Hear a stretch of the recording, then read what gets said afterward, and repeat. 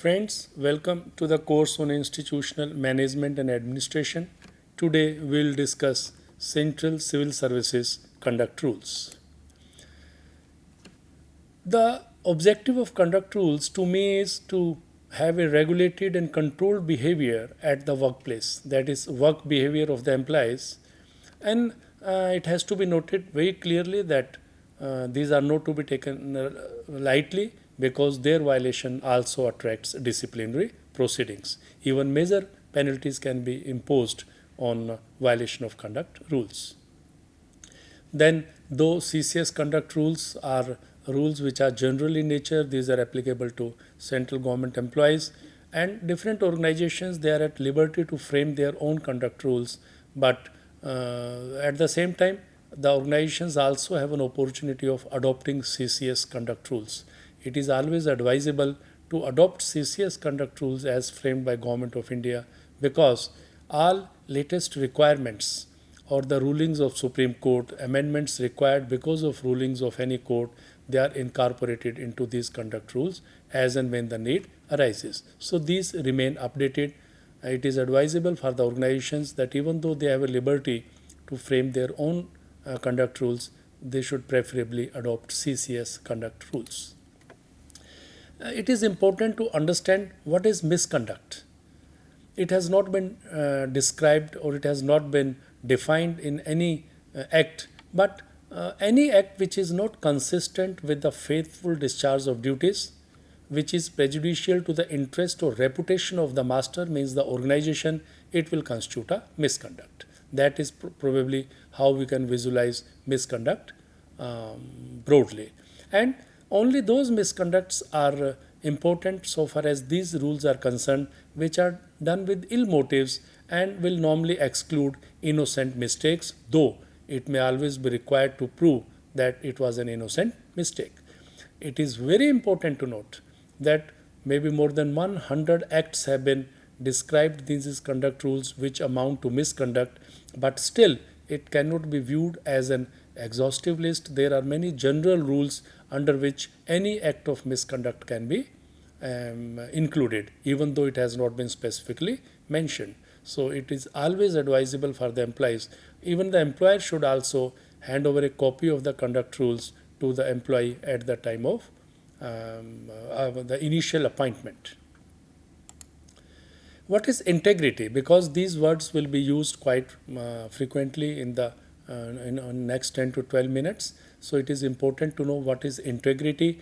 Integrity is uprightness, honesty or purity. Again, honesty not described anywhere, but dishonesty as described in IPC, Indian Penal Code, is if I do anything with the intention of causing wrongful gain to someone, to have a wrongful loss to someone, to have wrongful gain for me, it is an act of dishonesty. Likewise, devotion to duty, it is used something opposed to indifference to duty.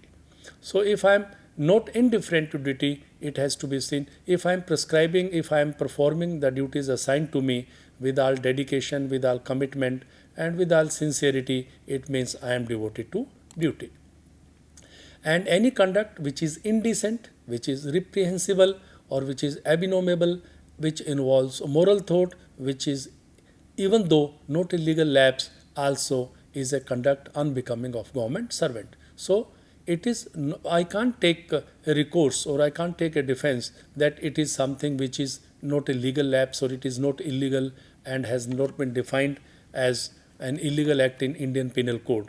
The focus is on moral lapse. The conduct rules, as I enumerated, as I told earlier, there are hundreds of the acts which have been enumerated in conduct rules, but I will be highlighting or discussing here only those who are important and where we can normally be trapped because we don't know about conduct rules. An employee is supposed to maintain absolute integrity and devotion to duty. I earlier described what is integrity, what is devotion to duty. An employee should do nothing which is unbecoming of a government servant. I also described it earlier, what is unbecoming of a government servant.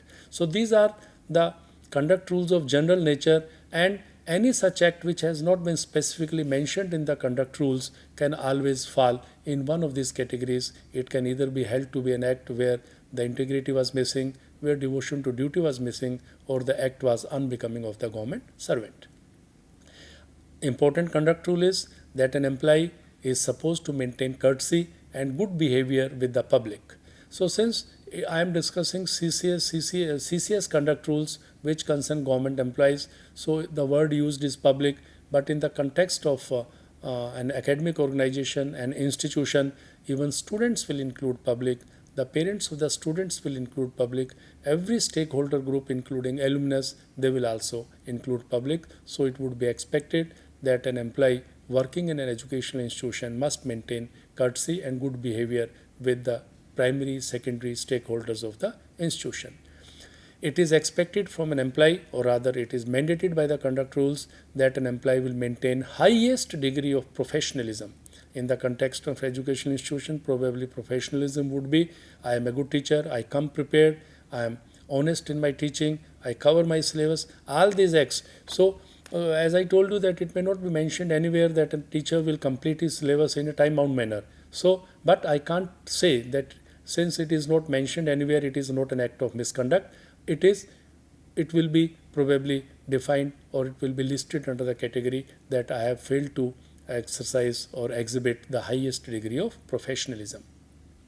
An employee, as per conduct rules, is required to ensure integrity and devotion to duty of his subordinates also. You see, it is the duty cast upon a supervisory officer. Not only that I should do it, or I have to maintain, I have to observe conduct rules. I also have to enforce conduct rules for those employees who are working under my supervisory control. Prohibition of sexual harassment of working women at workplace, very famous Vishakha guidelines in November 2013. Now these have acquired the shape of a conduct, very important. Not only that an employee should not indulge himself in any such act, but if he is in a supervisory capacity, he must ensure that none of his subordinates also indulges any such act. Very important, which we normally fail to see, an employee is not supposed to, and if he do so, it will amount to an act of misconduct. One should not use his position or influence, either directly or indirectly, to secure employment for a member of the family. We can probably visualize it in the context of senior bureaucrats, but even a teacher also has a position of influence, and he can always exercise that for to secure some employment for a member of his family. So we should not be casual in holding, I don't have any such position of influence, I am only a teacher. One must be very cautious about it. And family, kindly take note of it, is not only, it is for any member of family, which includes wife, husband, son, daughter, or any other blood relation which wholly dependent on either the employee or his or her spouse. So the definition of family is wide enough, and one must take note of it.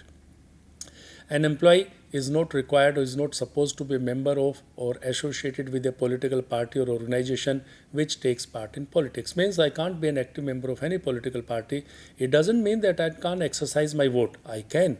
It is my democratic right which I can exercise, but I can't influence voting. For example, if I start carrying the flag of a political party on my private car, it will influence voters since I am exercising or since I am commanding a position of influence in the society. So it is very important to see that I must not be associated with, I should not be a member of any political party or organization. I must not engage in or participate in any demonstration which is prejudicial to the interest of the sovereignty and integrity of the country. I'll advise you to kindly go through this rule in detail to understand what are such activities or such demonstrations which are prejudicial to the interest of the sovereignty and integrity of the country. It has been very elaborately explained. I must not indulge in adverse criticism of the policy or actions of the government. As a government employee, I must not criticize the policy, but again will not mean that I can't disagree on any decision on the file. I can disagree on the notings, in my notings, I can disagree, but adverse criticism of the policy must be avoided or cannot be done, or otherwise it will tantamount to a misconduct. An employee must not ask for, must not accept, and even otherwise associate with raising of funds, it can be done only with the previous sanction. I forgot telling you conduct rules. There are certain acts which are simply forbidden, and there are certain acts which can be done with the previous sanction, and there are certain acts where only information is to be given to the government. These are three different categories of. So this is an act which can be done with the previous sanction. I can raise funds only with the previous sanction of the government. An employee is not supposed to accept or permit either himself or to permit his family members to accept gift. In gift, we normally perceive that only a gift which is a cash or a kind is a gift. It is not so. Even a free transport, lodging, boarding, it even amounts to gift.